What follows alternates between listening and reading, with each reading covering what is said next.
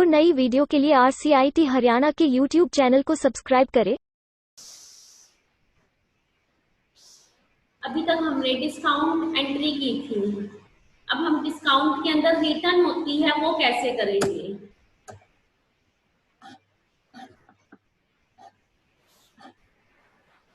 सबसे पहले परफॉर्मा बनाया,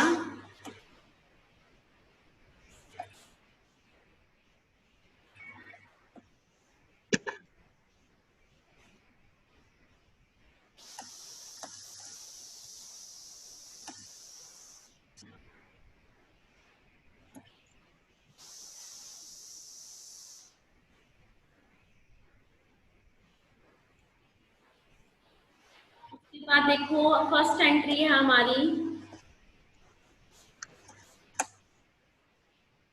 परचेज्ड गुड्स। हमने परचेज गुड्स माल खरीदा है, किससे खरीदा है, विनोद से खरीदा है। तो यहाँ पे क्या आ गया, परचेज्ड गुड्स फ्रॉम विनोद। हमने माल खरीदा, लिस्ट प्राइस क्या थी, 40,000 रुपये। 40,000 रुपये का माल खरीदा एट 10% ट्रेड डिस्काउंट। देखो नाम आ गया, कैश नहीं आया। एक ही देखिए, हमने जो माल खरीदा है विनोद से वो उधार में खरीदा है, पैसे नहीं देकर आए। तो इसको क्या करेंगे, हम उधार की एंट्री करेंगे।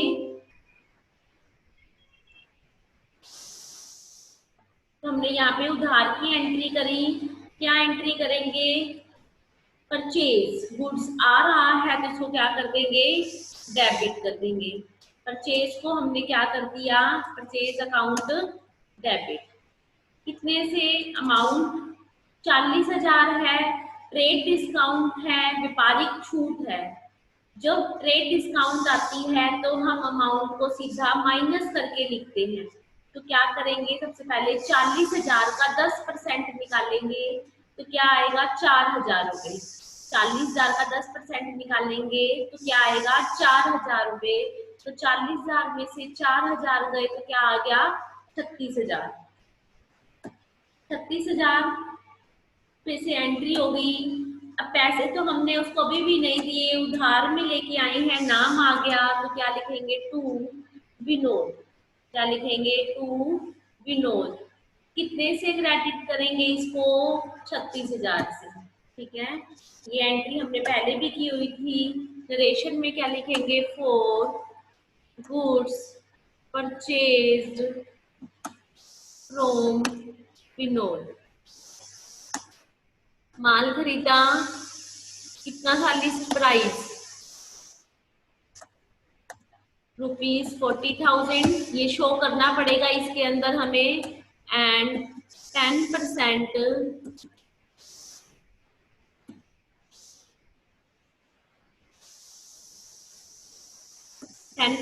क्या हो गया, ट्रेड डिस्काउंट। ये भी बताना पड़ेगा, नहीं तो उसे क्या पता कि आपको ट्रेड डिस्काउंट मिला है। वो तो यही सोचेगा, अगर हम नरेशन के अंदर नहीं लिखेंगे कि हमने 36,000 का माल खरीदा, लेकिन 10% ट्रेड डिस्काउंट को हम शो करेंगे नरेशन के अंदर। ये होगी हमारी एंट्री फर्स्ट। अब आती है सेकंड एंट्री की बारी। क्या कह रहा है, रिटर्न। रिटर्न का मतलब होता है वापिस करना, गुड्स माल टू विनोद। विनोद को माल वापिस किया, क्योंकि हमने विनोद से माल खरीदा था तो हम वापिस कर सकते हैं। लिस्ट प्राइस, लिस्ट प्राइस क्या है उस माल की, 1,000 रुपये। देखो यहाँ पे जब हमने गुड्स खरीदा था तो उसकी लिस्ट प्राइस क्या था, 40,000 रुपये। तो 40,000 रुपये वाला माल हम कितने में लेकर आए थे, 36,000 रुपये में, मतलब कि 4,000 का हमें फायदा हुआ था। अगर वही माल हम वापिस करेंगे और उसका लिस्ट प्राइस 1,000 रुपये है तो क्या वो उस अमाउंट में से 1,000 माइनस कर देगा, नहीं करेगा। वो क्या करेगा, सबसे पहले जो उसने हमें डिस्काउंट दी है वह उसको माइनस करेगा पहले। मतलब इसके अंदर जो हम रिटर्न गुड्स करेंगे, अगर उससे ऊपर जो हमने एंट्री की है परचेज या सेल की और हमने उसमें डिस्काउंट को लेस किया है, तो रिटर्न करते हुए एंट्री के अंदर कभी भी वो डिस्काउंट नहीं बताएगा क्वेश्चन के अंदर, वो हमें अपने आप ही लेस करना पड़ेगा। क्योंकि अगर हमने माल खरीदा है या बेचा है, अगर आप सपोज करो किसी को कुछ गुड्स बेचते हो, हमने कोई गुड्स उसको 10,000 रुपए का वैल्यू था, उसको 9,000 रुपए में बेच दिया, अगर वो पूरा गुड्स वापस लेकर आ जाए, क्या आप उसे 10,000 रुपए वापस दे दोगे? नहीं ना। ऐसे यही कि जो हमने माल खरीदा है उसकी वैल्यू 40,000 रुपए थी, तो उसके ऊपर हमें 10% डिस्काउंट मिला। ऐसे ही इस जो ये अमाउंट हम वापस कर रहे हैं उसकी वैल्यू कितनी है? 1,000 रुपए है, तो इसके ऊपर भी उतने परसेंट का ट्रेड डिस्काउंट माइनस करके लिख देंगे। ठीक है, अब माल जा किसके पास रहा है? विनोद के पास, तो विनोद को क्या कर देंगे हम? डेबिट कर देंगे। कितने से करेंगे? 1,000 का हमने पहले कितने माइनस किए थे? 10%, तो अब भी 10% ही करेंगे। तो विनोद का हमने जो रिटर्न गुड्स है उसके अंदर 1,000 रुपए का 10% निकाला तो आ गया 100 रुपए। तो 1,000 में से 100 रुपए गए, 900 रुपए से एंट्री कर देंगे। यहाँ पे क्या आ जाएगा? टू क्या माल वापिस जा रहा है किसके पास? विनोद के पास। कौन सा? खरीदा हुआ, परचेज रिटर्न। ठीक है, परचेज रिटर्न अकाउंट कितने से? 900 रुपए से। ठीक है, नरेशन में भी लिखना पड़ेगा फॉर गुड्स, पूरा नरेशन लिखनी पड़ेगी सर हमें। गुड्स रिटर्न, हमने माल वापस कर दिया, किसको किया? टू विनोद को। लिस्ट प्राइस रुपीस कितना था? 1,000 रुपए, इतना ही लिख दिया हमने।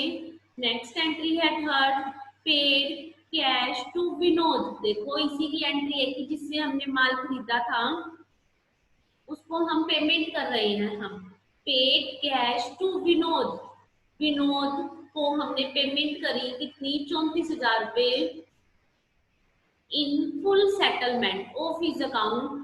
Full settlement of his account का मतलब होता है कि हिसाब चुकता करना, अब कोई भी पैसे नहीं देंगे। कितने पैसे दे के हिसाब चुकता कर दिया? 34,000 रुपए।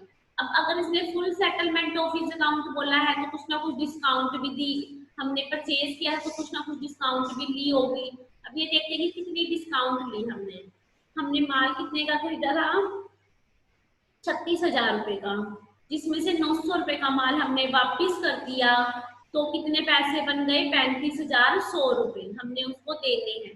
पर दे कितने रहे हैं? 34,000 रुपए।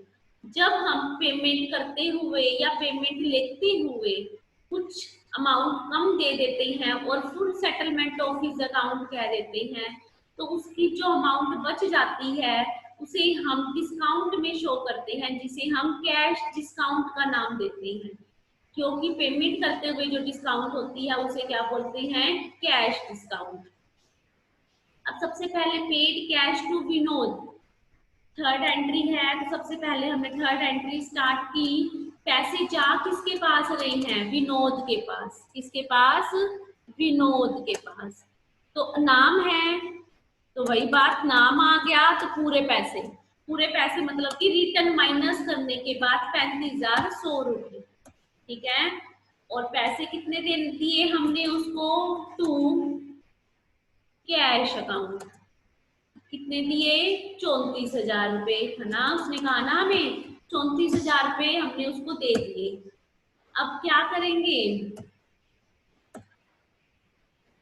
34,000, अब 1,100 रुपए का डिफरेंस आ रहा है, तो हमें क्या हुई?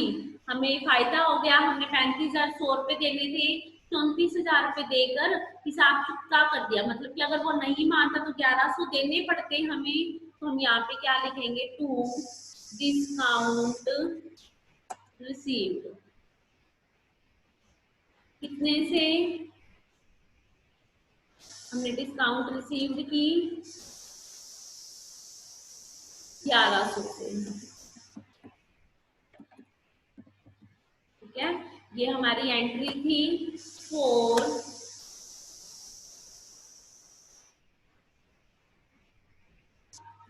क्या किया है हमने? कैश पेड किया है। किसको पेड किया है? टू विनोद को कितने ₹34,000 एंड डिस्काउंट रिसीव। ठीक है, ये हमारी एंट्री थी। अब हम आते हैं फोर्थ एंट्री पर। फोर्थ एंट्री रीड करेंगे। गुड्स, माल सोल्ड, बेच दिया, माल बेच दिया, 3,000 रुपए का माल बेचा, कुछ डिस्काउंट नहीं बोल रहा, किसी का नाम भी नहीं आ रहा, तो अब क्या मान के चलेंगे कि कैश में बेच दिया। क्या कर दिया? कैश में बेच दिया। तो क्या एंट्री करेंगे हम? कैश आ जाएगा, तो कैश अकाउंट डेबिट। कितने का बेचा है? 3,000 रुपए का। टू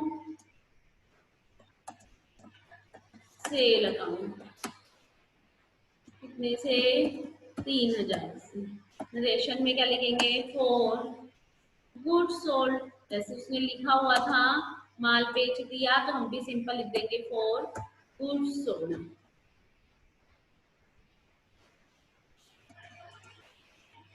नरेशन लिखने के बाद फिफ्थ एंट्री में जाते हैं। School fee paid. देखो उसने ये नहीं कहा कि किसी इम्प्लॉय के बच्चे की स्कूल फीस पे करी है, तो हम क्या कहेंगे? मतलब कि घर पे किसी बच्चे की है, या तो खुद के बच्चे की करी है, या अपने छोटे सिस्टर ब्रदर की करी है। अब स्कूल फीस आ गया, तो मतलब कि ऑफिस का तो कोई काम है नहीं, स्कूल फीस में क्या मान ले कि ऑफिस का है, स्कूल फीस घर का है, तो क्या आ जाएगा? ड्रॉइंग्स। क्या आ जाएगा? Drawings account debit. कितनी फीस थी? 4,000 रुपये फीस है, तो हम यहाँ पे क्या कर देंगे? 4,000 से इसको डेबिट कर देंगे। यहाँ पे क्या आ जाएगा? To cash account. कितने से? 4,000 रुपये से। तो क्योंकि हमने फीस पे करी है, नरेशन में बताना पड़ेगा, नरेशन में हम ड्रॉइंग्स नहीं लिख सकते। For school fee paid.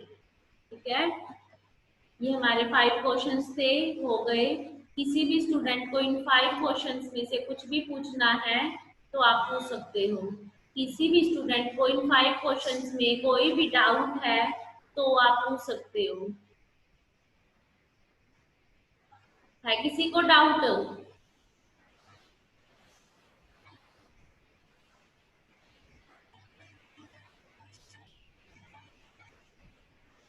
Ma'am second बताना। बताती हूँ। देखो, जो हमने माल खरीदा था विनोद पे 40,000 रुपए का, डिस्काउंट पर खरीदा था, तो जब हम उसे माल वापस करेंगे तो वो पूरे 1,000 रुपए का माल हमसे माइनस नहीं करेगा। जितनी डिस्काउंट उसने माल खरीदते हुए हमें दी थी, उतनी ही डिस्काउंट वो माइनस भी करेगा। ठीक है, जब हमने माल वापस किया तो उस गुड्स की जो वैल्यू थी, हमें क्वेश्चन में ध्यान से पढ़ना पड़ेगा कि लिस्ट प्राइस का माल दे रहे हैं, ये डिस्काउंट काटने के बाद दे रहे हैं। अगर लिस्ट प्राइस पे माल वापस दे रहे हैं तो डिस्काउंट हमें माइनस करना पड़ेगा। अगर वो ये कहता है कि डिस्काउंट माइनस करने के बाद कर रहे हैं, तो हम उसमें से माइनस नहीं करेंगे। अब इसने लिस्ट प्राइस बोला है, तो कितनी है लिस्ट प्राइस? 1,000 रुपए है। तो ट्रेड डिस्काउंट ऊपर कितनी थी? लिस्ट प्राइस पे 10%, तो हमने 1,000 में से 10% घटाया तो 100 रुपए आ गया, तो 1,000 माइनस 100, 900 रुपए से एंट्री कर देंगे। क्या एंट्री करेंगे? Vinod account debit to purchase return account 900 से।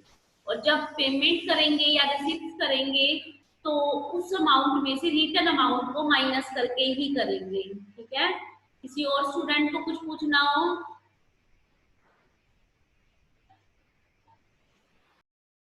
और नई वीडियो के लिए RCIT हरियाणा के YouTube चैनल को सब्सक्राइब करें